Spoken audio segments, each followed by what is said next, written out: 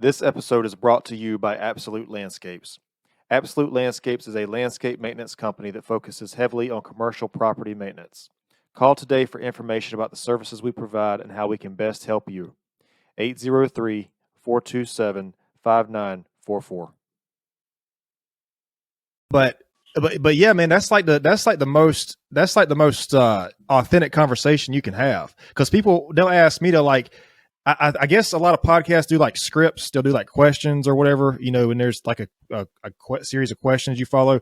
Man, I'm just trying to have a genuine conversation, I mean, the guy, so I was going to work on one with a guy, man, and he wanted to script it. He wanted it to have specific things, and he wanted to generalize the conversation so that it could reach a mass amount of people and stuff. And I tried to explain to him in the best way I knew how, not knowing nothing about it. I tried to explain to him, like, the more people you try to reach at one time, the less people you reach at one time. Yeah. Like, I would rather talk to one person and it hit than to try to talk to 1,000. You know what I mean? Like, yeah. if you can drive your topics and your thoughts to someone, that's way more valuable to that person that actually hits it. You know what I mean? Well, I mean, the thing I've learned, man, is you can't. It doesn't matter really what you say. Not everything's going to resonate with everybody. You're gonna meet people along your life that you just don't really click with like that, and you're gonna meet people that you hit it off with almost immediately. And the thing about I think the thing about a genuine conversation is it's almost like a verbal dance, because like you're in this thing with somebody, and you never know where it's going to go, where it's going to end up. I think that's what makes Joe Rogan like such a good conversationalist, man. Like if you actually, I don't know if you listen to his podcast, but if you listen to that guy talk, I dabble with him. Yeah, if you listen to him talk, like he's just a really good conversation. Like the way he has conversations, and his guests will go off on a tangent, and then he'll try to bring it back to where it was. It's an art. I mean, it's an art to be able to talk to people like that. I like him, man, because he speaks raw. Like, you can tell that he tries to stay inside of a little bit of a realm. Yeah. But when he's passionate about something, he speaks his mind, and if you don't agree with it, he will try to explain to you why he feels like he does, as opposed to, well, you're wrong. You need it. I mean, he comes across as it's my way or the highway, but really he's trying to explain why he feels like the way he feels. You know what I mean? Yeah. Well, he also too, like he'll have an opinion. And just because the person that he's talking to has a certain opinion, he's not going to necessarily agree with that. Like he'll push back on that, And he'll let you know, I don't agree with that. Yeah. I think you're wrong. But it never goes sideways, because, like you say, he's such a great conversationalist, man. Like his power is his voice. And the thing that I've learned here lately, man, is, especially in this day and age, is people don't specifically know how to communicate. Oh yeah. Yeah. The texting era, bro. Like, I think me and you had this conversation before. Like, the texting era has really killed communication. Like, why do I need to call you? I can just text OTW. I told my mom one time, OTW. She called me. Like, what are you trying to say? And I'm like, I'm on the way, Ma. It's just like, just call me. It's way easier. Which, it's not with a mom. You know how that goes. Right, but, right. Like, the whole communication, because the communication goes, you speak, I listen. Mm-hmm. Then I speak, you listen.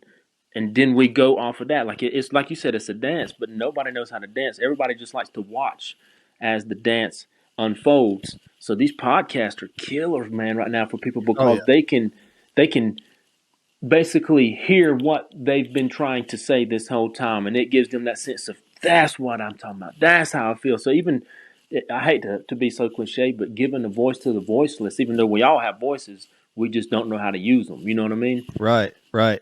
Yeah, no, I like that, man. I've never heard it put that way before. But it's like when you talk about texting, there's a lot of things you can't see when you text a person. Like, you're not there. First of all, you're not there with the person. You don't have that vibe. You're not picking up on body language, tonality. You don't hear. You ain't seen how many times I deleted what I said. Yeah. I mean, I don't know, man. And then another thing too about conversations that's written down, whether it's on text, on Facebook, Instagram, like wherever it is, it's written down, and it's like it's saved. If me and you are talking, well, this is a little bit different because this is recorded. But if me and you are outside of this just talking, we're just talking, we might remember some things that we say or whatever. But like when it's on the internet, or when it's through a text message, it's different, because it's like it's there almost forever, like really forever. And like that's why, like, you'll hear people talk about.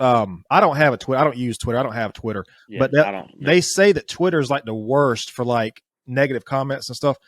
And but like it's like if somebody just makes an insult like out in the world, like they're at a out in public or whatever, and they make an insult, well, that's just kind of an insult. But like on the internet, it's there, like it's there, Right. and you can read it like constantly, whatever, and that makes a big difference, man.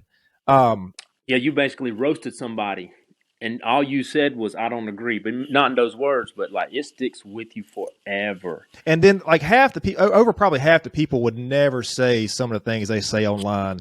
Right. Like I don't know if you were ever into this or not. I used to play, like back when I was a teenager, I used to play Call of Duty.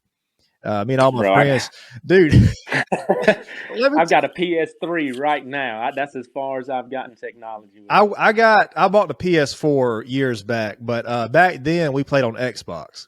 It's Xbox 360, and I've heard. dude, the trash talking that went on in those lobbies, man, like in between the games or whatever, like it was unreal. There was so many things that was said. I was like, how do you guys come up with this stuff? Like this is I'm amazed because this is very creative that you're coming up with this kind of trash talk. But I don't know, man. That's just I can say I've never video stream gamed, or I don't even know what it's called. I've never played games online. Oh, and you allowed haven't? someone. Nah, bro. I've always went against the grain for some ungodly reason. I don't know why. If you say it's in, I want to be out. If you say let's left, I'm right. You know what I mean? I don't, and it's not that I'm anti whatever. It's just I've never been in with the fads, man. You know what I mean? Like if I'm either way ahead of my time or I'm real far behind. I don't know which one it is. But like I still play a Super Nintendo. Like we Oh, still okay. play Mike Tyson Punch Out. You know what I mean? Like that's just how that's how it is in my house. Well, well, you missed. I can't say you missed out. You missed. You missed something that was interesting then, because So I've got nieces and nephews. I try to stay up on the lingo. Like that's where I learned all my cool words like bet I and, got and you. on God and stuff like that. But and On God. so like I have on God. It's got to have a W in it or it don't count. Is what they told me. But my nephews play it. They did the Modern Warfare. I think that's one of the Call of Duties. And there was another one, man. I can't remember what it was. I think the kids still play it now. Like, and there was a dance. Oh my God. That's probably Fortnite. You're probably talking about Fortnite. Fortnite. Yeah. Fortnite. And like my nephew, even him being on there, like he's like tossing around derogatory terms and stuff. And I'm like, bro, no. What are you doing? He's like, no, my character's black. I'm like, bro, it don't matter, man. Yeah. But Nah. like, but it's different though because like you can live a facade, you can live a fake life of someone, and I don't even want to say that you want to be because I don't know if anybody really wants to be who they portray. It's just like you can honestly go out and pretend to be anybody you want to be on the internet. Yeah. And it's almost like there's no consequence for what you say to a person. None. You know. No, I swear, like you said, if you run up to somebody and say half this stuff, your life will change. in a second. In a heartbeat. You say it to the right or to the wrong person, then your life's gonna change. But that's amazing though, man, because it's like the same generation that has access to that kind of to that kind of, I mean, for lack of a better word, that kind of power online is the same generation that's getting offended by everything. It's like, bro, it's like it's the same generation, man. But I don't know. That's a whole nother day right there, man. Yeah. That's a rabbit hole that I don't know if you're ready to go down. Being offended. But just this generation and their soft hearts, let's say it like that. Bless them. That's what my mama would say, bless them. Yeah. Right? That really means F them. But yeah, I don't, man, it's hard to say where that really even started, like how it even started. Like how did people get so just sensitive, man, really? I mean, I don't know, dude, because I think it all began with the internet. Right. Because like if I say something, so let's start. If I say something in my home, right now 3 people's gonna hear it, and 2 of them is me and myself. You know what I mean? Like my wife will hear it and she's gonna tell me one or two things: either shut up, that's stupid, or okay, I agree. You know what I mean? It was just and it was deaded right there. Now people get on the internet. You can get on the phone, and like especially if you pay for friends and you got like 5,000 Facebook friends or whatever, you say one word and it's just poof, and it's gone. It's out in the cloud. You got like 1,000 people that are retweeting, reposting your thoughts and stuff, man. So people are. I think that it started when we got more access to mass conversation because it's Okay. hard to offend someone in your family. Like your family is your family. Y'all all basically probably share the same thought process, the same opinions. You know what I mean? Like the same political views, the same religious views. So if you said something at Sunday dinner, then it's probably just how y'all gonna talk. You know what I mean? Right. But if you talk like that on the internet and someone isn't of the same thought process, if that's politically correct, then you've just offended somebody and you're wrong and you need to take it back and figure out what you did and what you need to do with your life to be right. You know what I'm saying? Like, I Yeah, think it started with the mass conversations, bro. I agree with that, man. It's just that I think the internet.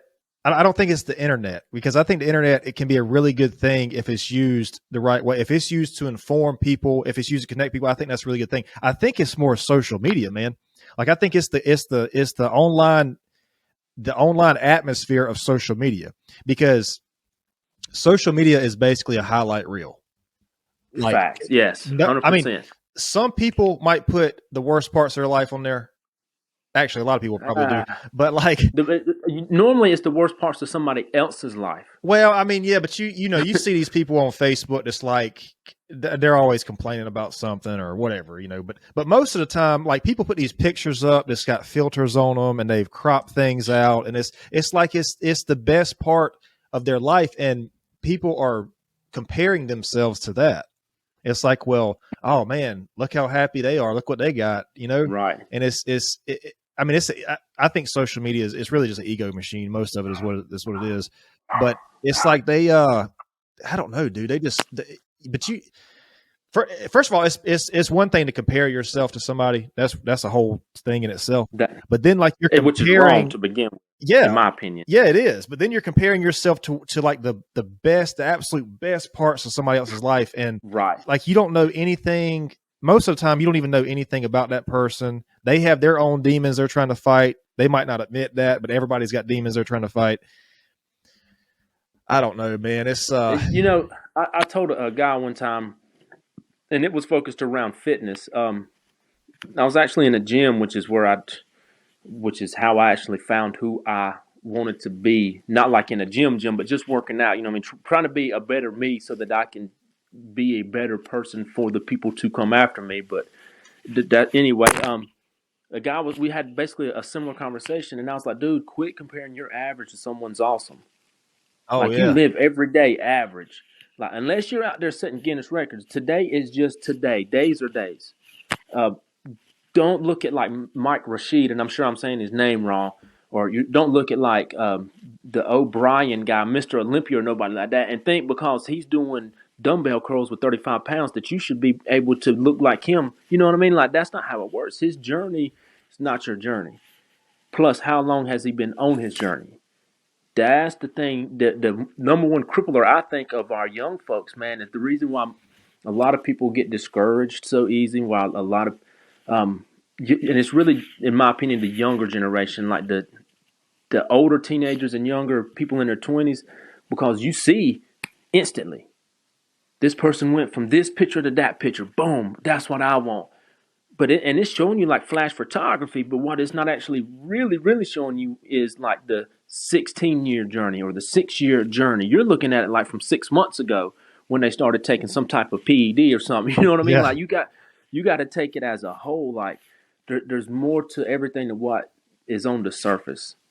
So like if I can look at someone who painted a car, man, they painted that car quick. I didn't see them wet sand it. I didn't see them buff it. You know what I'm saying? So like we want instant gratification for everything that we do, and it's not going to happen. Like the harder you struggle, the stronger you are. The longer you survive, the harder you fight for something, the harder and longer you hold on to it. You can't just wish upon a star and get it and then keep it. You know what I'm saying? yeah. Yeah, I like that about everybody's story being different because I don't think that's something that a lot of people take into consideration. I mean, But but like we all you're exactly right go though. ahead. You're exactly right. I agree with that 100%.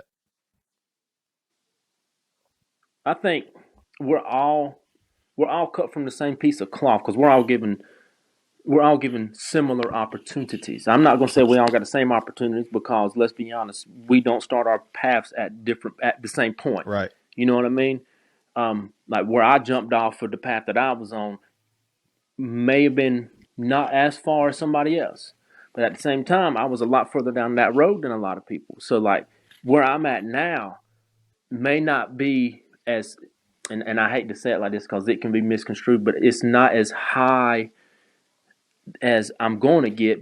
But it's if I look back, it's like climbing a ladder. I might not have climbed but 10 steps, right? But if I had the ladder on in under the ground, I'm just now reaching the top of the ground. To me, that is a accomplishment, right? So if I can focus on just the me and not the internet, I think I'm better. I do. I'm gonna admit something to you that I don't admit to nobody else. I like the internet, the social media, for the fact that it shows me that I can be. It shows me what I can be. How do you mean? How do Because, you mean that? bro, so like the best motivational speakers ever were either drug addicts or incarcerated. Oh, I see what so it's like You see what I'm saying? you're comparing yourself to somebody being a positive way. Like, oh, if they can do that, Right. I got you. If I got if you. and I don't know their story. I don't know where they came from. And like I said, I'm not as bad as some people are or were, and I'm so and the flip side too. But like just seeing somebody who's been through the struggle and is actually doing something about it is huge for me, man. Because being the youngest of four and father died when I was 9, I ain't have that role model say you can do it, you got it, buddy. You know what I mean? Right. I didn't have that push. So if it wasn't for social media, I probably wouldn't be where I am right now. Well, that's what I'm saying. I mean, the internet can really be used. I think it can be a good thing if it's used the right way. And I think what you're talking about, like relating with people, I mean, that's what makes a motivational speaker like what they are. The fact that people can relate to them. Right. But I think relating to somebody and using that is different from comparing yourself to somebody at like it's really it's the same. It's comparing yourself to it's the same, but it's in opposite directions. You know. Right. I'm with that. But you I was going to say something, man, about what you said. My bad. No, you're good. I just I lost my train of thought because I was going to go off on that and say something else. But I found I've done that a lot recently, man. I don't know. Maybe I got a lot going on. But I have the same thing. People, well, I think you got ADD. No, I don't got ADD or ADHD. What I have is, like you said, a lot going on. So whenever something sparks my thought process, I want to talk to you about yours. But then if you don't stop talking, I'm already thinking about how it affected me and what I did or what I didn't do and how I got back. You know what I mean? So yeah, because I you made a good point right there. You made a good point. I was really interested in the point you were making. So, so yeah, but and that's life. it happens. I think what we were talking about was the path, how we become on a path, basically. Because we were talking about how we're all different people, but we all have various a lot of similarities and stuff like that. And I used to think that I had to conform to my surroundings, Right. but the older I got, man, and the more like tragedy I saw, the less I wanted to be my surroundings, dude. Like it, I feel like, and not to get like all like godly or nothing, I'm not like holier than thou or nothing, but I feel like we are all given things for a reason. Like, we get the power of choice and all that stuff, but I believe there's necessary evils. I believe 100% there was things that I had to go through so that I could come out of it, if that makes any sense, I right? got you. Yep. Um, like my best friends, not now, but what I would have considered my best friends then, like the ones that are still alive, I'm like, whoa. I see them every now and then, and I'm like, could have been me, right? Yeah. But if I hadn't had seen what I saw, and if it had not have like it you die a little inside when you deal with tragedy. An old version of you dies a little bit every time. Every time someone dies, every time someone really close to you goes to prison or somebody goes to jail or you have a break, any of those, like the tent poles of your life, good or bad, the old version of you gets chiseled away a little bit. Like it dies just a little bit for you to evolve into who you are meant to be. And if you don't deal with that, you're never going to reach your potential. Like you're never going to get to the level that you were intended to be at if you don't recognize it and actually deal with it. Like a lot of people, the old piece falls off, they pick it up and try to put it back on them. You know what I mean? Like, Yeah. I don't want to lose that because I'm gonna lose a piece of me. That's how we're meant to be, dog. Like we are meant to lose ourselves to be able to find ourselves. Yeah, if you're not, it's funny that you say that because the last person I talked to on here, I told him, I said, I think that some of the best things I've ever been through, some of the worst things I've ever been through have been the most valuable. Right. Um, Right. and I mean, man, but the thing about it is though, you can't really blame people for not wanting to go through that because when you're in the moment, dude, it sucks. I mean, it sucks, man. Like like your whole life, you talk about like somebody dying. Like when my mom died, it was like it was like how can I explain this? It was like a completely different life from the one that she was in. Like my life was completely different from the one that she was in. And I was 25. I mean, that's not old, but I can only imagine somebody like 9 or 10. I mean, you know what I mean? Like it was just completely different, man. Uh, but Well, your reality as you knew it no longer existed. right. It felt like I was picked up from that life and put into another one. That's exactly what it felt like. I mean, That's how, or as I had, like I'd like to think, uh, an older version of you died right there. right. Yep. And then you had to pick up and because you got two choices in life. You can cry and quit or cry and keep going. Yeah. We're gonna cry. You know what I mean? We going, oh man, this sucks. That's what we do as human beings. We complain. It's hard But either way, man. You just got to pick your hard. you It's hard to stay in the same place and it's hard to grow, but you got to pick which hard it's going to be for you. I heard a guy say one time, and it's a guy I really look up to, and he said, the hardest decisions that you'll ever make in life are always the best ones for your life. Yep. And that hit so hard, man, because I was going through some stuff with a family member, and it was almost to the well, no, it wasn't almost. It was to the point to where I had to choose like my family, my wife and daughter, or my family that I was born blood into. You know what I mean? Yep. And that was you talking about losing somebody, but by choice. That's tough. And you know what makes that so bad, man, is it doesn't matter who you know, best friend, brother, parents, nobody in that situation, nobody can tell you what to do. In those kind No, of situations, like those kind of problems in life, nobody knows, man. Nobody knows like you know. because they don't know the facts. They know what, and when we tell stories, let's be honest. We're gonna tell the version that makes us look the best. Right. So every time somebody hears a story, even if I tell the story to someone that I'm asking for help from, I'm still telling them to the point that I'm trying to influence their decision or their input. I'm trying to influence what they tell me. The only reason people tell anybody anything is for gratification. That's all. I just need you to co-sign what I'm saying, or give me an attaboy, or give me good job, or a thumbs up, whatever people do on MySpace or whatever. You know, like you only say or do things to get that instant reaction of what you're doing is right. Yep. But they don't know. They're just like, all right, cool, yeah. If that's what you say, that's what I would do. But it's so many layers to it, man. So many layers. Well, I think you see that a lot, though, as you talking about getting the validation out of it. I think you see that a lot more with parents who try to dictate their grown children's life. You know, you see parents who want their children to do a certain thing, to go to a certain college or to pursue a certain degree. And man, I'm so glad I never had to like deal with that kind of thing. Like you see like kids who are grown children, 20, 25 years old, who are doing something they hate because their parents wanted them to do it. And the only reason that their parents wanted them to do it is so it could look good on the parent. On them, just to make themselves look good. That Yeah. is so, bro. That is the, that is like you just defined the world, 100%. Like if you think about it, and it's been like that forever though. Like there's been like some cultures they pick the women, their daughters' husbands, Right. and vice versa. You know what I mean? Like some people never even have a chance to choose their life, and and I feel pretty comfortable to say and pretty confident to say that you probably did a lot of things to appease your parents too.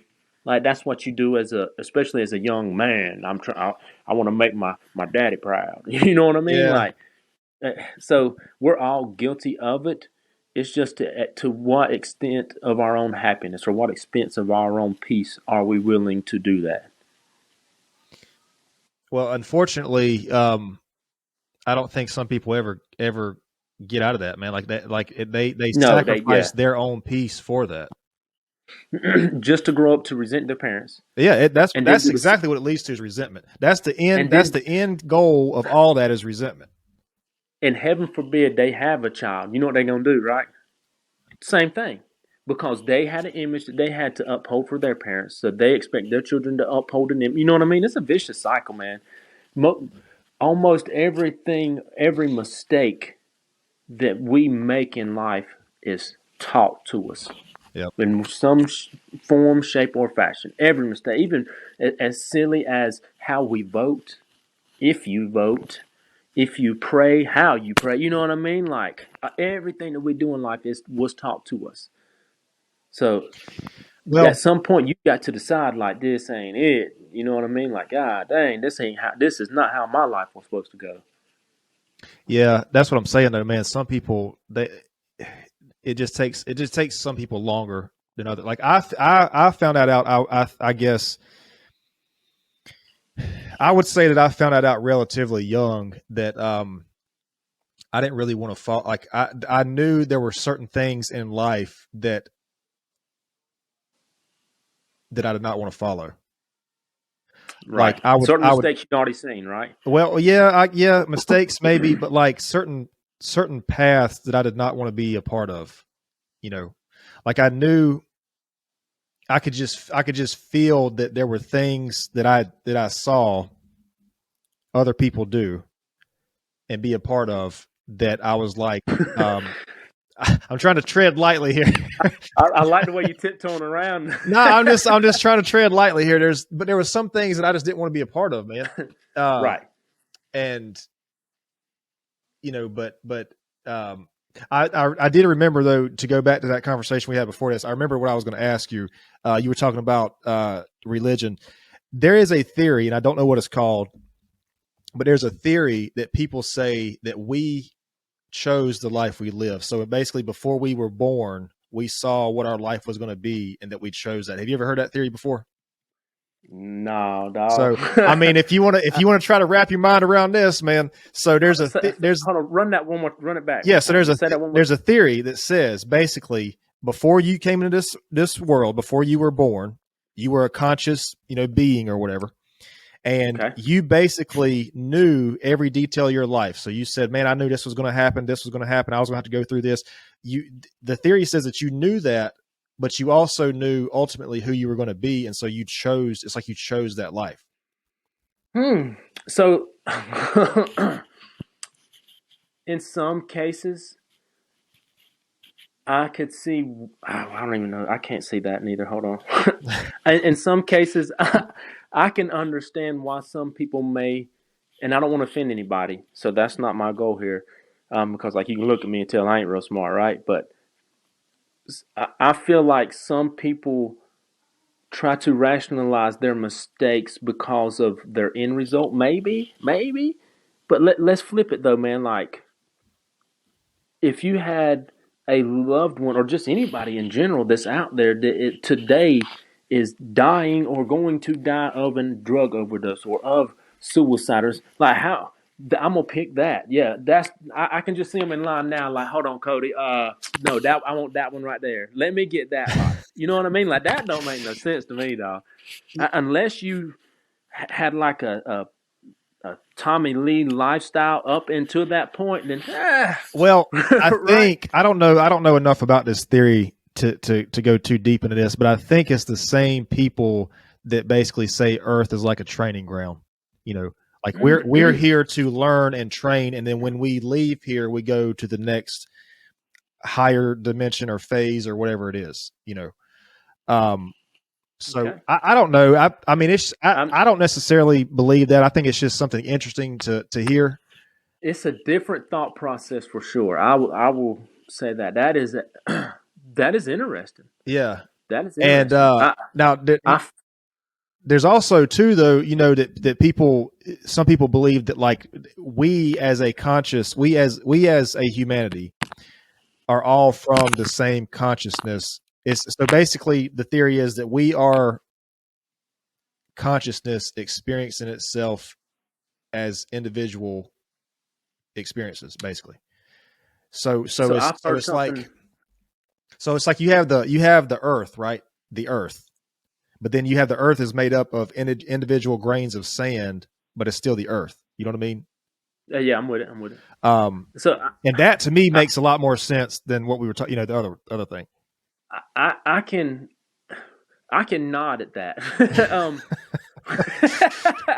Because like I get the rationalization though, man. Because like, and even if you like, that's like some.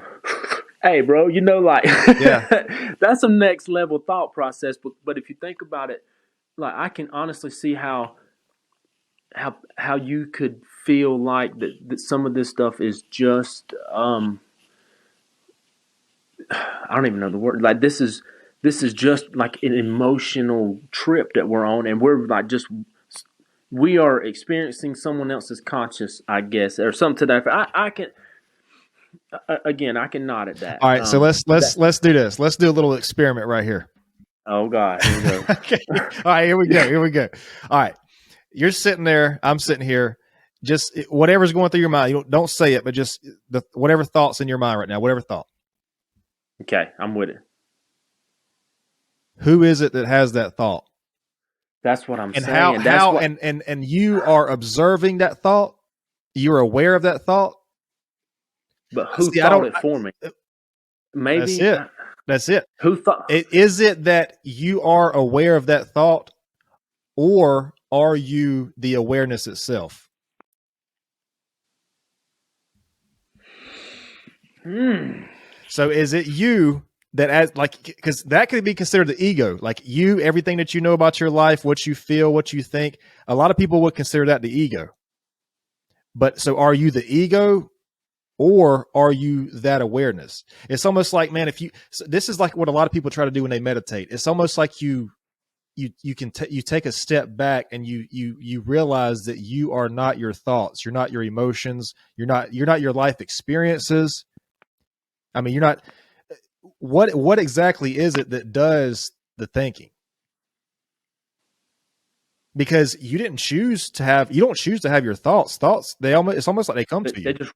They're just random thoughts too, right? Well, I mean, they can be influenced by whatever you're doing, you know, but most of the time they just, like, where do they come from? And so that's what. That's like some next level stuff there. Hey, bro, listen, I'm just going to say for the record, I don't smoke pot. I haven't touched pot in years. I'm not on a DMT trip or anything right now. So You've been hanging out with Mike Tyson, bro. I don't know. I'm telling you, man. I'm telling you, it's like but if you can think of it that way, that you're not your thoughts, because, like, think about it this way. A lot of people have, so like, are we the actions? Like, who controls my actions? Or am I the action of the thought? Well, now that's when it's kind of like it. I think that's when it kind of gets a little murky, because well, it's like okay, we talk about the Bible. The Bible says that I don't know, I'm paraphrasing, but basically what it says, that humans have free will. So, you know, you hear people talk about, well, you know, if God exists, he wouldn't let bad things happen. Well, but you Mm. still have free will though. You as a human Mm. being have that free will. God Um, sent me to hell.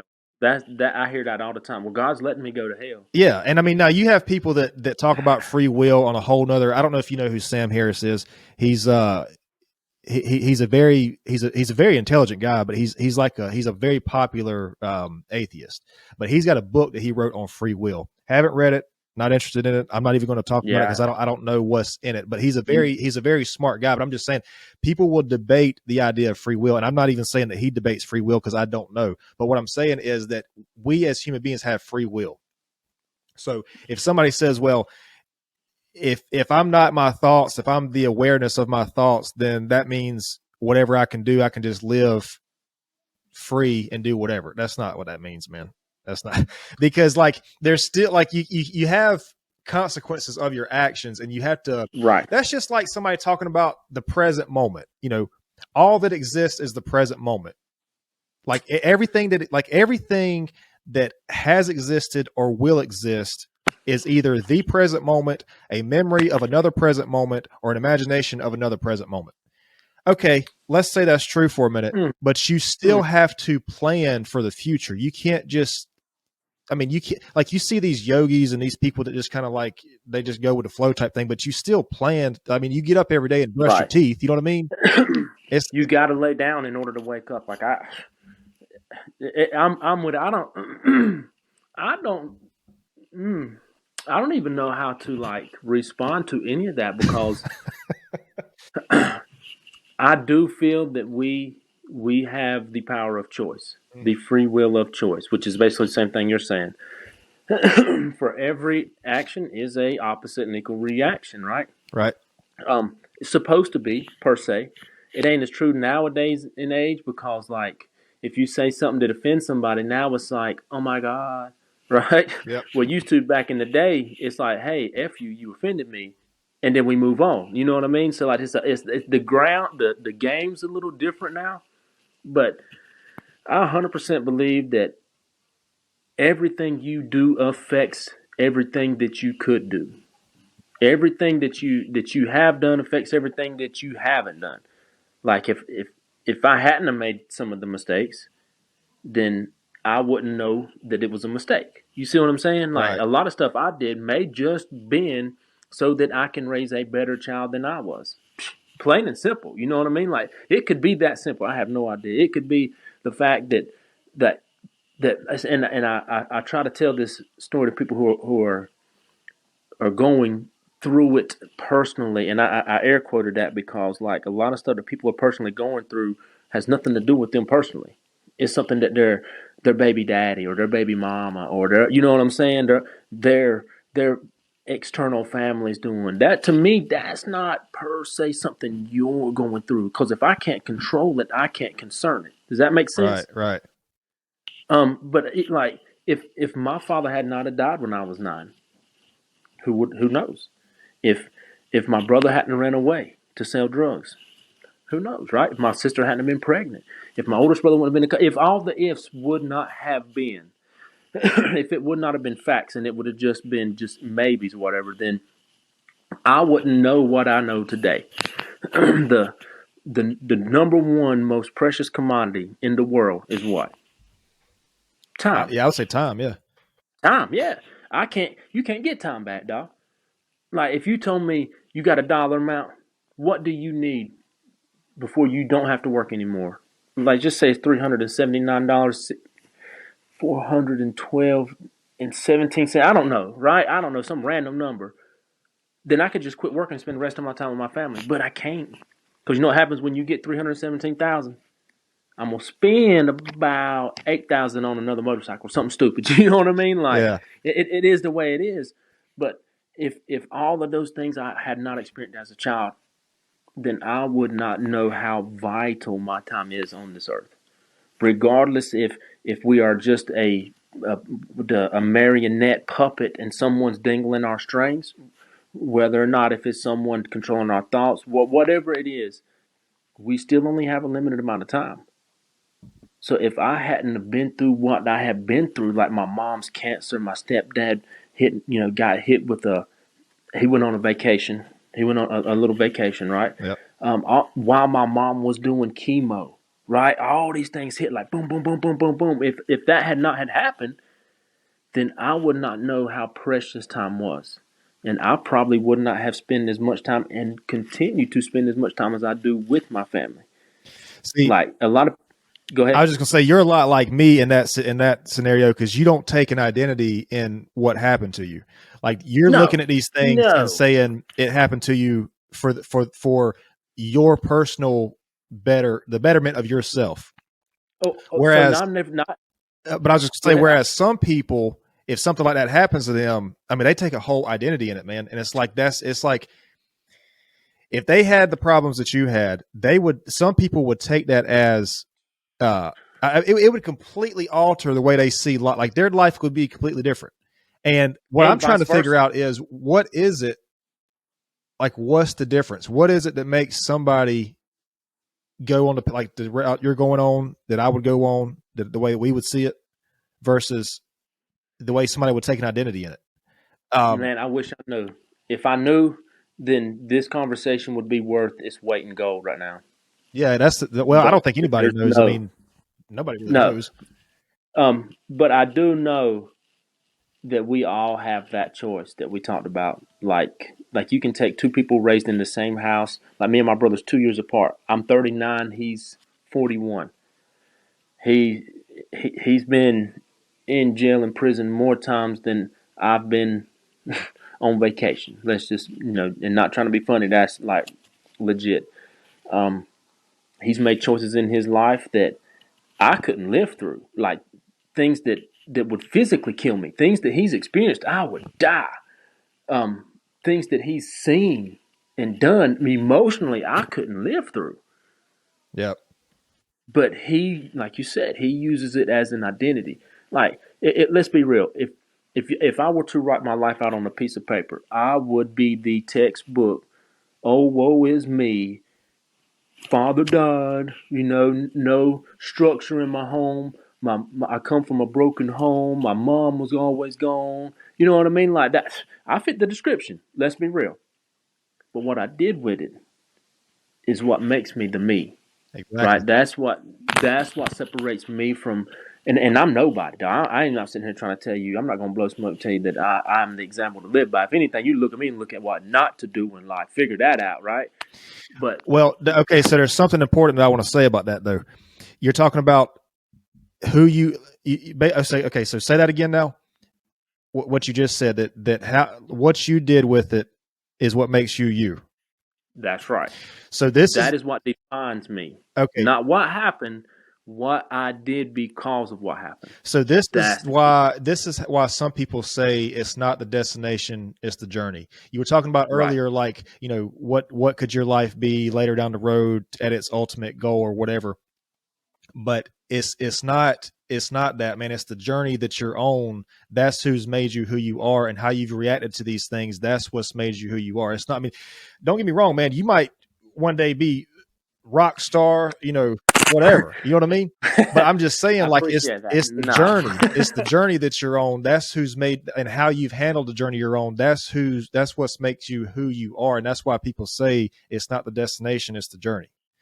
It's never about like where you get or where you end up. It's about who you became while you were in the process of that. While I was on my way. That's right. Exactly. And you hear a lot of people hear this, but I don't think a lot of people understand it the way it's actually meant to be. You tell kids it's not that if you win or lose, it's how you play the game. Well, why? But that's facts, though. Well, okay, but why is that though? Why is it how you play the game and not whether you win or lose? Well, for kids, if they're a poor sport and they play games, they're not going to get invited to play too many games, and that's not good for a kid. So it's not, and adults too, man, the same thing. It's not whether you win or lose, it's how you play the game. Because you define, first of all, you define if you lose or not. What happens to you, you define if it's a loss. Right. I don't really like looking at losses like that, man, because I don't really, I heard somebody say this one time, and I've said it since then. I don't fail, I win, or I learn. Because you fail forward. At least that's fail it. Forward. Yeah. If you're going to fail with with some pride and dignity. I always fell with like a sense of I may not have walked home with a W, but I'm not going home with an L, because you can still look at my highlight reel from this game. If you wanted to associate it to like the games and all that, I'm not a sports dude. Like if I say something that's totally off the wall, y'all don't crucify me. But if I'm playing the game and I lose the game, but I did my best and I killed it out there, the scouts ain't gonna look at the actual score. What are they looking at? My plays, my abilities, how I adapted, how I overcome, how I navigated through the waters of the game, how I picked the net. You know what I'm saying? Like, Yep. win, lose, or draw, you've got to be the best you. And if you win and you turn into a worser you just lost. Like and it's never a lose. I hate to hear people say, "Man, I lost." No, you learned. That's it. That's what the L is. It's learn. Yeah, I learned. Now, if you don't learn and it happens again, what did they say? Fool me once, right? Yeah. I don't give you 3 though. You fool me once, game over. That's all I got for you. But like I always learn from everything in life, man. You got to seize every opportunity, and I'm guilty of it too. I'm guilty of this morning's a perfect example, right? And I've become complacent a little bit, and because I'm comfortable. Mm-hmm. It's real easy to get comfortable and not want to strive for more, not want to be more, or even want to experience more, right? I got complacent, and this morning it hit me so hard because I'm laying in bed and I go to wake up. 4:30 alarm goes off. Bing, bing. I'm like, man, I don't want to do it. I had to go to work for 2.5 hours today. Like legit. Only 2.5, right? And my only responsibilities were the good morning, everybody. How's everybody doing today? Right? Yeah. My daughter had a dental procedure, so I didn't even have to go work. Like legit. I went 2.5 hours, and the whole time I'm there, my whole morning, I was like, man, dang, bro, I don't even want to go. Just basically, oh, woe is me. Why do I got to go? Type deal. You know what I'm saying? Mm-hmm.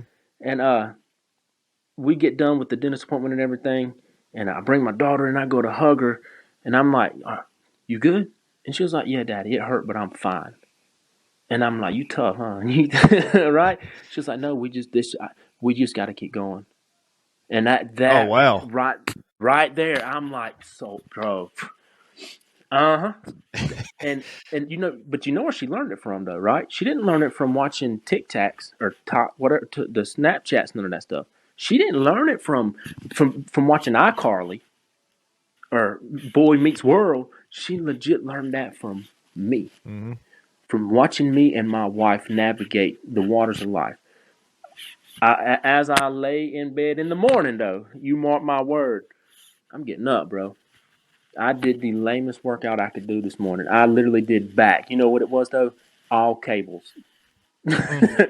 There was no deadlift. There was no bent over rows. It was so that I could say I did it type of workout. Well, I know you're not necessarily proud of how you felt this morning, but the fact that you worked out anyways, that's the most important workouts. And when she said we just got to keep going. Like what now? What we're gonna do now? But you know what? I knew what she was thinking though. I get ice cream, right? Now that I've endured this hardship, now that I have put myself through this, Mm-hmm. now I get a reward. Now I get to reap the benefits of my hardships. So I'm like, yeah, that's what I got to do. I got to go back. I got to get back to the grindstone, man. To the point I've actually applied for an upper management, like a higher upper management.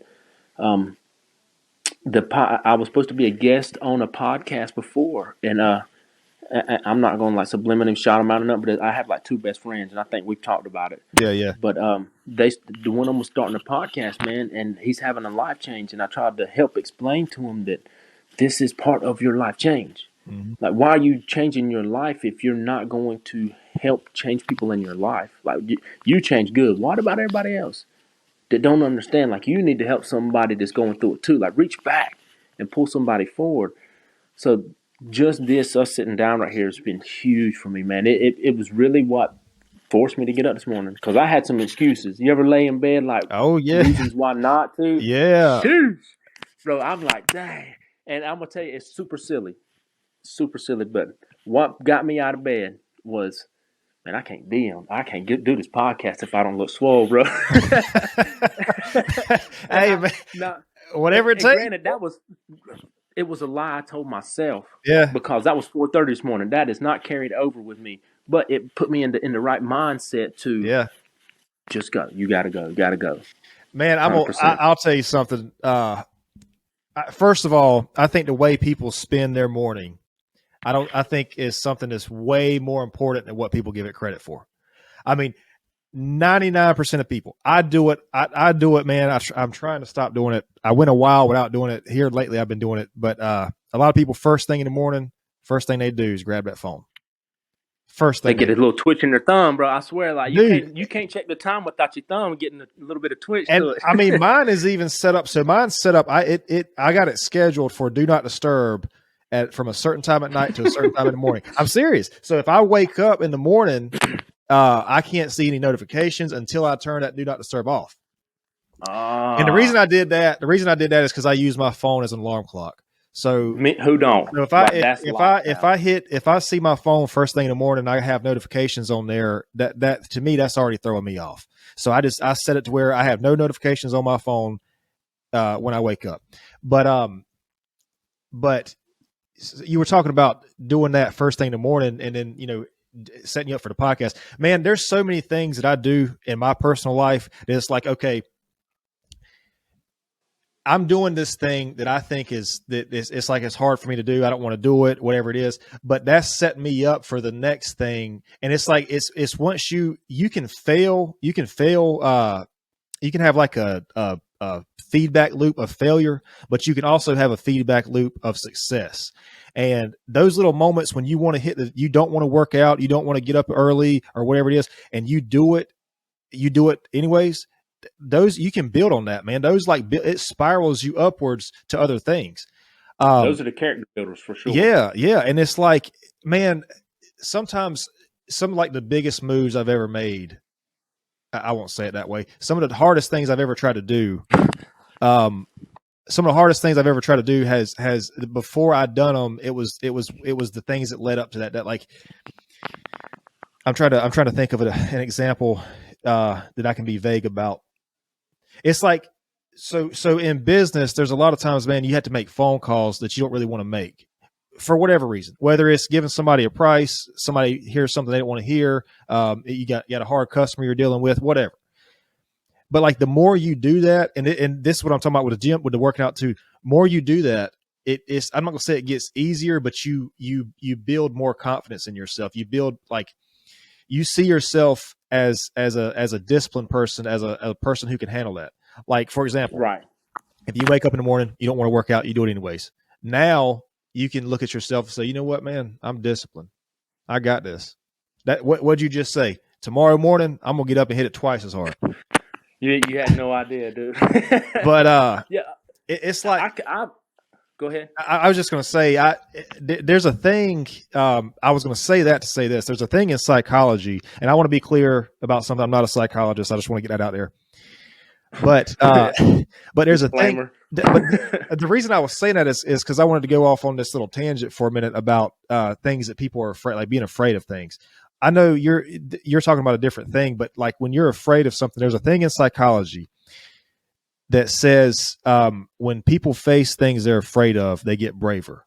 It's not that they get less afraid, and it's not that they get safer. It's that they get braver. When you face things that you're afraid of, you get braver. And you have to ask yourself, like, what is the value of that? Because I think a lot of people, if they don't face those things, it's like they're almost hoping that they never have to be brave. It's like they're trying to guarantee safety, and you can't guarantee safety. Like being brave is way more valuable than not being afraid or being safe. But when you face the things that you're afraid of, you get braver. And dude, you do not know where that could lead you. Like, you do not know where you could end up if you these little incremental. It doesn't have to be a big, huge thing. It's just little incremental things. Like these little things that you face on a day-to-day basis, in a year's time, you don't know where you don't know where you would be with that. I'm more afraid of where I won't be, Exactly. which sounds, Yeah. you know what I mean? Like, Yeah. Yeah. cause like it's crazy. Cause there's a video of like a family reunion, and I know a lot of people can't relate to this because I'm a little bit older, but back in the day when you had a family reunion, whether it was like a Thanksgiving, New Year's, Christmas, whatever it was, a wedding, that was our family reunions every time, like 17 of them a year, and the whole family would get in the line before you could eat, Yep. basically in the line for food, and there was a person at the end of a camera talking about, "What's your name, little boy?" Right? Who? Tell me something about yourself. So we go through these lines, and there's a video of me. We get up there, and it's me and my brother, and they're like, "So what's your name, son?" He's like, "My name's Justin." And I was like, "Okay, who's your mom and daddy?" So we tell him, and I was like, "Okay, what's your name, son?" And I look at him like, "No, like don't make me talk." He said his name's Matthew. We got the same mom and daddy, and we're going through the line, and they tell me, I've heard that story so many times, man. Being a small boy who was afraid to speak for myself, not Yep. just not speak up for myself, but in general, like words and sounds. You know what I mean? Yeah. To to and I had a highlight of my life. I was asked to speak at a funeral to do a eulogy, Mm. and I don't know if you've ever done one of I those. haven't. Nope. Man, you got to sharpen your pen for that one, I bro. bet. Yeah. Um, I thought back after it was all said and done, because every time you do something new, it is the hardest thing you've ever done in your life. Oh yeah. Yeah. Like nothing great comes from being comfortable. But when that was said and done, and I got my breath back, you know what I mean, and the whole family was like, "Thank you," from blah blah blah, right? And now, granted, I'd have done it if I didn't know, but like I have worked my way to that point. Right. Like I said, I was afraid of, if I wouldn't have, where would I be? And I look back after that, and I'm like, to the kid who used to not even speak for himself, eventually became uh, a person that actually helped people go through trauma. A person that I was a rapper for like 14 years, man. Like legit, like Eminem type. You know what I mean? Like people make Yeah. fun of me now because I look like I make duck calls. It's it's different though. Like I was in a different season, right? But all those things, having to get on a stage in front of people and perform, nervous, just like B Rap or Eminem when he peed his or threw up on himself. I peed myself basically. I mean, I really didn't do it. Like, no, pause. I didn't pee myself, but that's how you feel. You know what I mean? Right. And every one of those things, like I called them earlier, a tent pole. Every one of those tent poles that make our life what our life is. Like when it's all said and done, we don't talk about the 24 hours, 7 days a week. We talk about the 2 to 3 minutes, 2 to 3 hours, 2 to 3 months out of a year. You know what I'm saying? Does that make sense? Like Yep. it's not like a whole day of happy, oh, everything's good. It is just a few pivotal moments that define our lives. And if I had not stepped outside of my comfort zone, if I had not spoke up, if I had not wrote those songs, if I had not got on the stage, if I had not spoke at my work, if I had not done things like that, if I had not become what I do now, I would never even be sitting here talking to you. And Well, that's just it, man. Like that's what I'm trying to say. I don't know. So, were you saying that you were maybe scared to speak I up for was, bro, yourself? Like you were. scared ain't the word for it. I don't, because the youngest of four. Remember, I'm the baby. What does the baby mean? I'm the best. I'm beautiful. I'm blessed. All the bees that come with the baby. Like I had to do nothing. My I my got you. whole my whole up until I was in my 28 ish, and I know that's not right, but I'm gonna say it's around 20 until I'm about 28 years old. I was untouchable.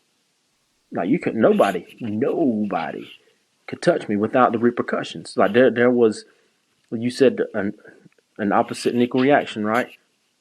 I'm the youngest. I'm running with guys that are anywhere from 2 to 10 years older than me. So when I'm 14, I'm running with 24-year-olds, Mm. right? Like convicted felons. Like I've always had that off limits mentality, because I was like everywhere I went, everybody's like, yeah, don't say nothing to him. And not that I was like gonna flip my wig or nothing, but they did not want to deal with the consequences of not doing something to protect me. If that makes any sense. I know that sounds like really far Yeah, fetched. I'm following. I'm following. So and it took me having to decide whether or not to shed a family member, not to do it, but to initiate the process, because I knew what I was doing was not going to get me where I want. I knew the results were not going to be what I wanted in life. You know what I'm saying? Like Yeah. we all gonna die. It's just what time frame, and we were rushing it. To like we were on the path to pick a casket. Just not trying to be funny or nothing, but that's just the life we live. We had our hands in everything, man. Like everything from breeding dogs to just everything you can think of. And it hit me one day, like when my, I believe, like I said, necessary evils. I had a bunch of like warning signs. Like and people say, well, God gives me warnings. Again, not like a godly. I'm a godly man, but I'm not like a Bible thumper type dude. You know what I'm saying? But like after a while of being shown signs of what I should not be doing, and it's real simple signs. If you've ever seen somebody close to you doing something that you're doing, die from doing it, you probably shouldn't be doing it. Yeah. You know what I mean? Those are simple signs. If you with somebody and they go to jail or prison for the same things that you're doing, you probably shouldn't be doing those things, right? So Yeah. like I had a lot of those signs, and one day, man, I just broke, dog. I broke, and I think it started with my mom's cancer, and like my brother kicking her out of his house because the girl he was with didn't agree. One of them type of deals, and like she's laid up in the spare bedroom of my house with like the bag and stuff from the chemo, had like a bunch of corrective surgeries and stuff, and I think right then, man, something broke inside of me, and that goes back to what I said about how we shed pieces of our old self. The old version of me died right there, Mm. like done, to the point where I quit doing music. I quit hanging out with people. I quit everything. I told you I got two friends, and I ain't seen one of them in probably 2.5 years. I ain't seen one of them in probably 6 months now. That's how I had to, though. You know what I mean? Like I had to shed that stuff, man. And I was afraid because everything that I thought I was doing up to that point was who I was. It defined me. But once I quit, I found out who I was, which is crazy, man. 28-ish years old before I decided who I thought I wanted to be. You know what I mean? Like it's still in the works, but I was a grown man, Why? like with Why do you think you were doing it? Why do you think you were basically being somebody you're not? because it was comfortable. Yeah, it was easy. You know how easy it is to go anywhere you want to go and nobody be able to say nothing, right? You know how But it's was it worth the price of oh, was it bro, worth the price no, of not being yourself? no. But the reality is, a lot of us don't make the necessary changes in life, whether it's to get away from someone, to get away from something, or to go to someone, or to go to something. And that covers all bases right there. Whether if you're struggling with an addiction or with someone, you need to get away from them or get away from it, or you need to go see somebody or go see something. You know what I'm saying? That's the four bases right there. And we're afraid to, because it's so easy to just go anyway. It's all I know. And my mama told me one time, she said, "Son, you got two choices in life. You can either say, this is how it is. This is how my life's going to be. This is what I know. This is how I was raised," and continue that life. Or you can say, there's got to be something better. And she told me that. My mama told me so many sayings. You lay with dogs, you get fleas, and blah, blah, blah. All the sayings that moms are supposed to say. But that one really resonated with me because I had a good childhood. Like, I don't want to paint a picture that I had a horrible mom and a horrible dad. I was raised in church, man. Like, my father was a deacon in the church. My mom, as far as I know, they were both faithful to each other. Like, she didn't remarry for, I was 9 when he died, and she, 14, 13 or 14 before she remarried. You know what I mean? Like, she was a good mom, like a great mom, worked 2 jobs. She'd leave at 6 o'clock in the morning, come home 9, 10 o'clock at night from working double shifts every day to keep up us, right? Mhm. And yet we still found ways to mess it up, man. Um, and now I'm not proud that we did what we did, by no means, but I'm glad. I know that sounds horrible, but No, I'm I glad. got you. Yeah, I know what you're saying. If not, bro, like I don't know. I know the first time that me and you met, well, the first week we met, like we had a next level conversation. Hmm. And I didn't know you. As a matter of fact, I was calling you Cody James, like the cowboy boots. You know what I mean, like that. Yeah. And it was, but we had next level conversations, man. And I could not have done none of that stuff if I had not done what I had did. I don't know where that comes from. Full circle on that. Like, No, that's good, man. What do you think you would say if you could talk to your younger self, or if you could talk to somebody who was like in a similar situation? What do you think you would say to that person? I mean, it's okay. Yeah, it's okay. And I'm not gonna get emotional. It's funny you say that, man, because I'm not trying to listen. If you're not comfortable talking about this, we don't have. I, I'm gonna get it. Hold on. It's crazy that you asked me this, because I actually have thought. I heard somebody say it one time, but I've thought about doing it. I thought about writing a letter to my 9-year-old self. All right, let me stop you right there. I've made it clear on this podcast and everywhere else that I see a therapist. I go to therapy, and because I had things that I was trying to work through, and that's one of the things that she recommended doing. So Really? I think, yeah. Really? That's yeah. I think So you're I'm right. on the right path. So Dude, told you I I look think, stupid, but I'm and smart, bro. let me tell you, you talking about getting emotional, dude.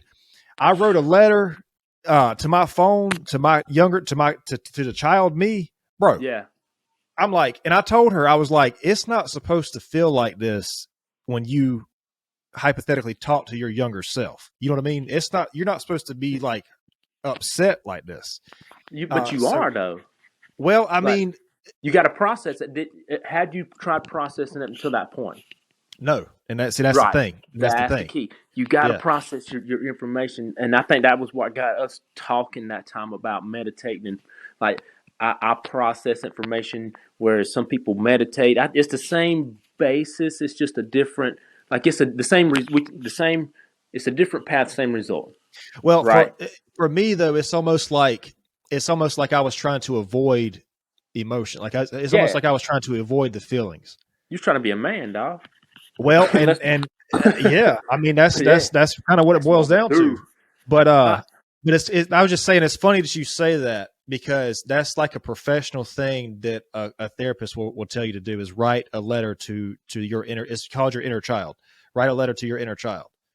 And so I think you're on the right path with that, man. I think you might find out a lot. So I tell you what I do, man. Because I can write. I'm a writer. If people say I'm a rapper, no, I'm a writer. I prefer to write thoughts and put it in rhyme form. That's how I used to write notes in school, bro. Like, if you put, and you know how like women are. Like, my wife still has. I married my high school sweetheart, by the way. Like, God is good. But like, she kept the letters from when we were in high school, and they're all in rhyme form. So everything that I said was all in some type of rhyme pattern. So a lot of the songs that I've wrote were basically letters to myself. But until you sit down with the intent to process the information, because I did it because, I feel better, but you don't, because you're not doing it for that purpose. You got to do, every action you do has to be for a purpose. You can't just do an action. Like, I can't just go out there and do, I want to do chess tomorrow. Why? Because everybody did it today? No. There's an intent for it, right? I want my chest to get bigger. So I can't just go out there with the thought process of I just got to do it because that's what I got to do. I've got to do it with a thought process of I've got to do it for a specific outcome. And if you don't have a specific outcome when you're writing or whenever you're processing information, you're just having thoughts. You're just writing down words. You know what I mean? But back to what I would say, what I would do, man. I've thought about it, dude, because I have I got a nephew that's 24.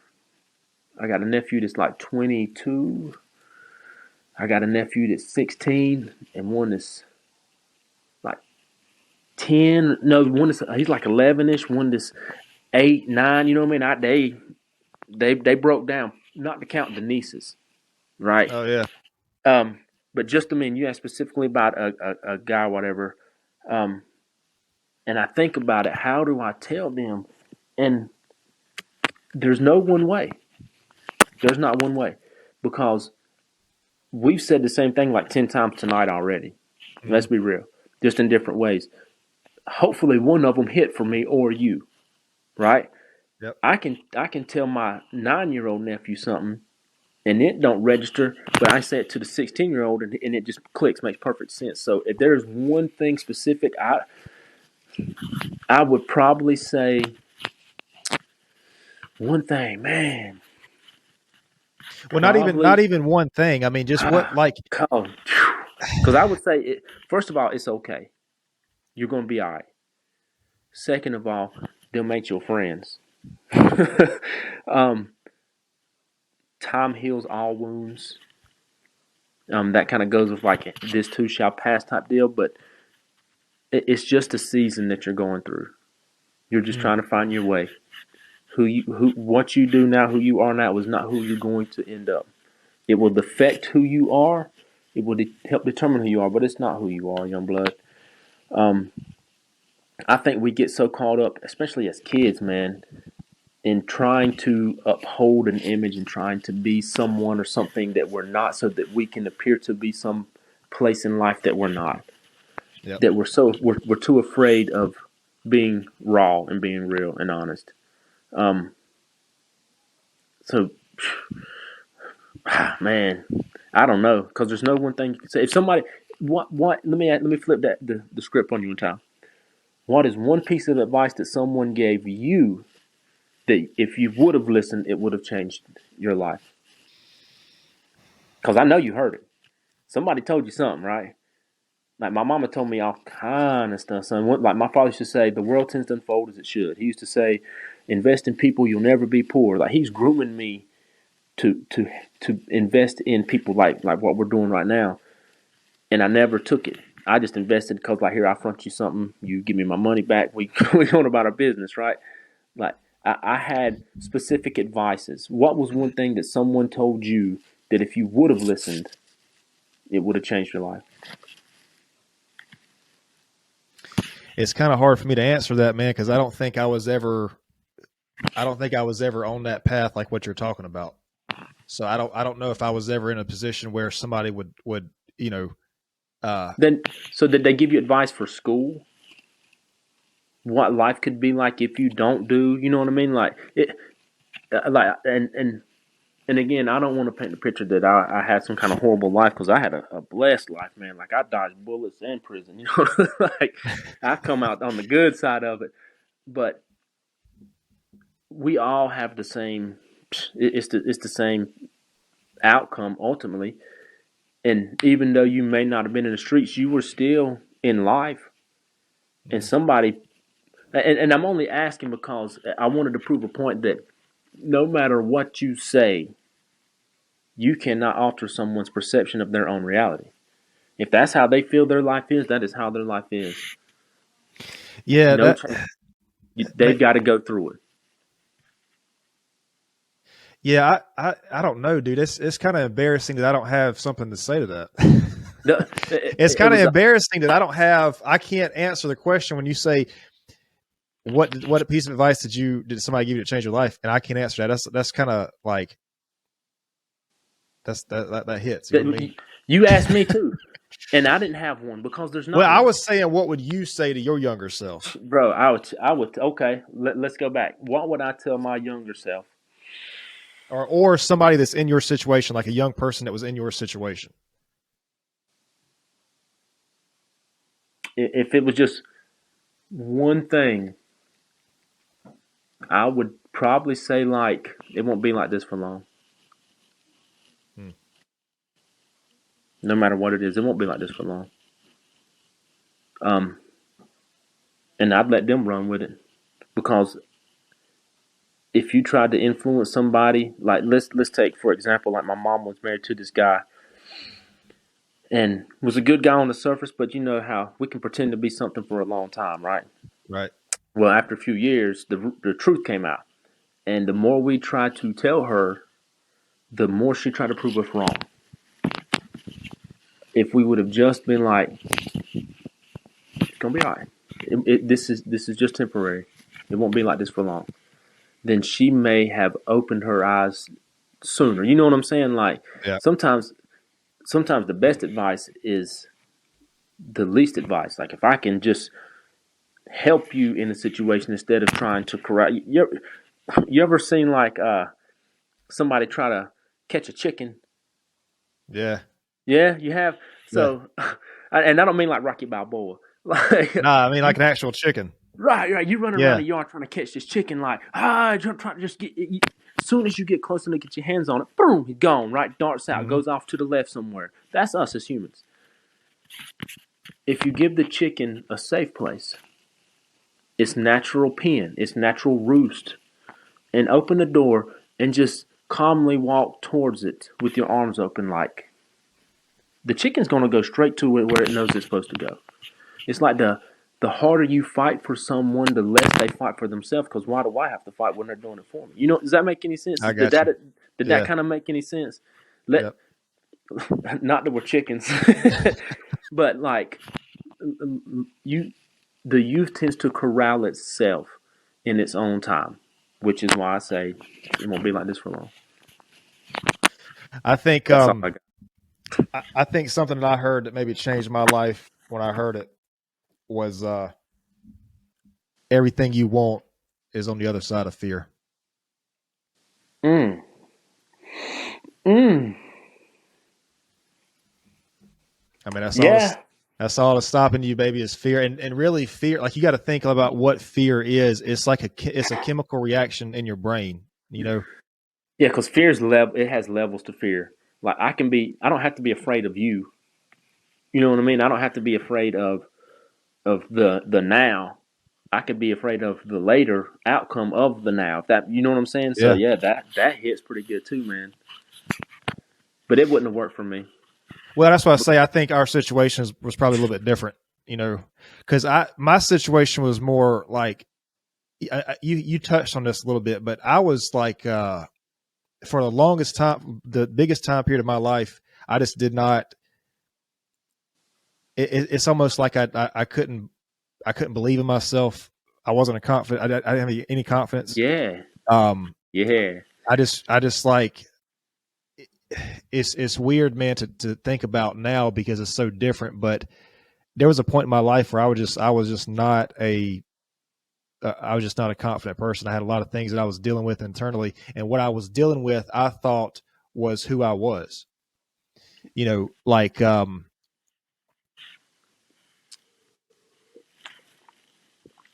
the way I saw myself was really only the way I saw myself. Like it was so weird because nobody else really even saw me that way. And it was like, but the way I saw myself was not what it should have been.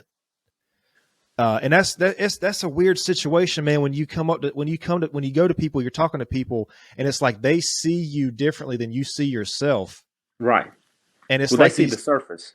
well, That's all yeah, they see. I guess I guess I hit it. I guess is what it was. I hit it well. Yeah, yeah. Um, We all hide it behind like the old adages about you hide your tears with a smile, right? yep. I think we all go through it. Now, some people, like I got a nephew now, man, like jujitsu, blue belt with stripes, wrestling, high school, like he's got it. Yep. Dude's got it. And I warned him, like, slow down, young blood. You're gonna reach your prime before your time. And he don't understand what I'm trying to tell him, but like you can never once you feel like you've reached your pinnacle, it's only down from there. So whereas is I and I feel like this is kind of where you're coming from too. Whereas I never reached, and I still haven't, but I never reached a level where I felt confident, comfortable until I was early 30s. Never. never did I ever like like even when every venture that I've done, like even when I was a rapper, like and don't laugh, but I got bars, bro. Right?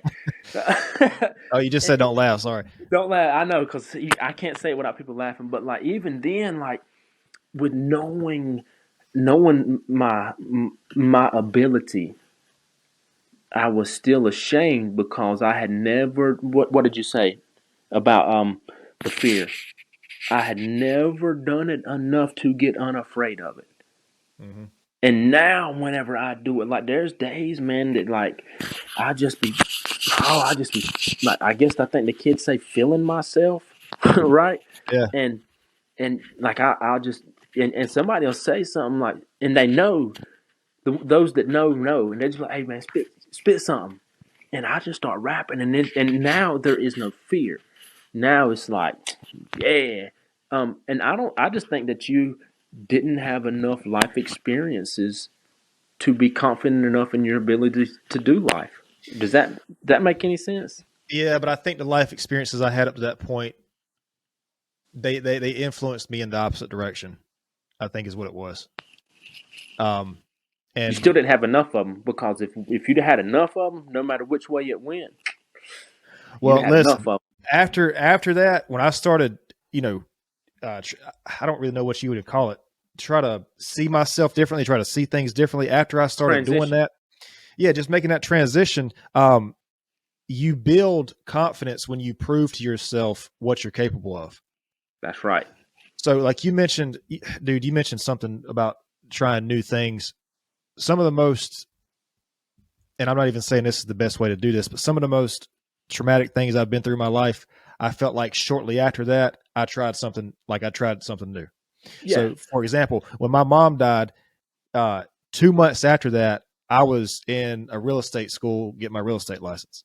And it's just like, I guess just me, just how I handle things, just trying to, I guess, make that never ending improvement, I guess I don't know what it is. I mean, there has to be that's got to be some kind of psychological thing.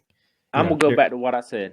The old version of you Mm-hmm. stopped at that point, and you started trying to build the new version because the old version hurt at that point. Like the old version, like made you uncomfortable in your skin because of the pain and stuff. So, what better way to do it than change the version of you that you know, right? Yeah. Yeah. No, that makes sense. That makes sense. And it's like, too, I feel like, I don't know. I don't have children, so I can't really comment on this, but it's like parents that have children, man, I just feel like, a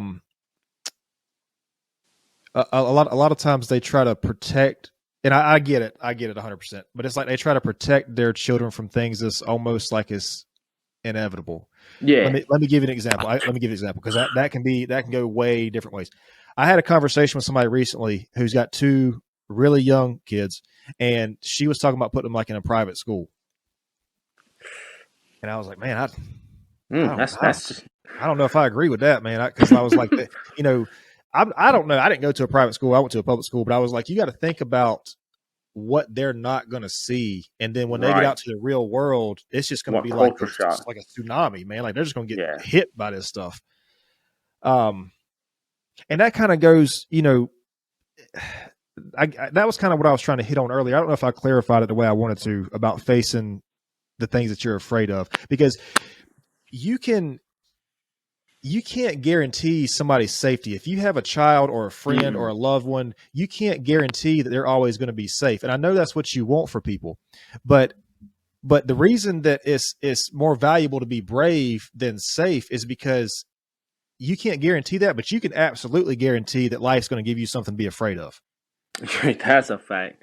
And that's what, I don't know, man. It's just, like I said, I don't have children. I can't really speak on that, but I just feel like if I did, I just feel like I would want them to, again, it's a hard way to say it, but like, how do you expose them enough to the world that it doesn't traumatize them, but at the same time, they're prepared for the world. You know what I mean? I guess that's the science of being like a parent, man. I guess that's where you can't, like you can, and I think a huge mistake that we make as parents is we try to prepare our child for the life that we lived, for the Right. reality we had. Or the life you want them to live.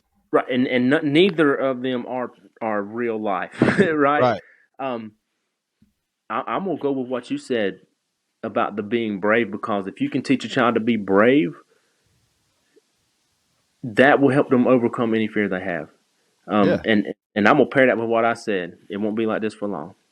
Every piece of fear you ever felt, every piece of anxiety you've ever felt, every anything you've ever felt, it always subsides.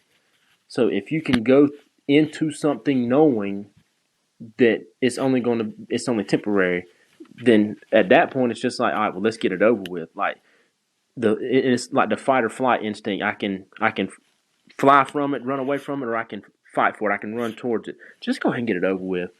If you think about it, you want me to pull the bandit off real slow, you want me to rip it off. Let's just get it done, so we can go on about our business. Like let's get it over with. Be brave, and let it pass, and we're going about our life. I'm with that. I'm gonna start using that. The brave. Yeah. Well, I don't know if you noticed or not, but I guess when I say brave, I really mean courageous, because brave is like, well, it is the same thing, but it's not, man. Brave is like you don't feel the fear, and courageous is you feel the fear, but you do it anyways. To me, brave is feeling the fear, but being strong enough to do it anyway. Well, yeah, that's the same being thing. Courageous enough. Yeah, we're saying the same word, just spelled different. 100%. But I don't know, man. There's that fear rabbit hole is a whole different one, because it is. First of all, everybody they don't have the same fear to begin with. People, right. And I mean, like, there's actual phobias of things, but like the fears that people have. Because I'm with you. You said something earlier, being more afraid of who you couldn't be, or who you didn't become. Yes. I heard something. I don't know if you know who David Goggins is. Yeah, the guy that runs all the time.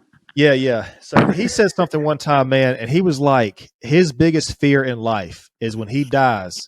Like, let's say he dies, he goes to heaven. This is how he says it. He dies, he goes to heaven. He looks at God. God has the book of what he was supposed to be in his life. And Goggins says, well, that's not me. He says, no, this is who you should have been. Bro, can you imagine getting to the gates, man, and seeing the book and God being like, nah, this is who you were supposed to be right here. This is what I had laid out for you. Bro. And the kids today's gonna be like, oh God. Like, how do you what at that point you have to ask yourself, are you in heaven or are you in hell?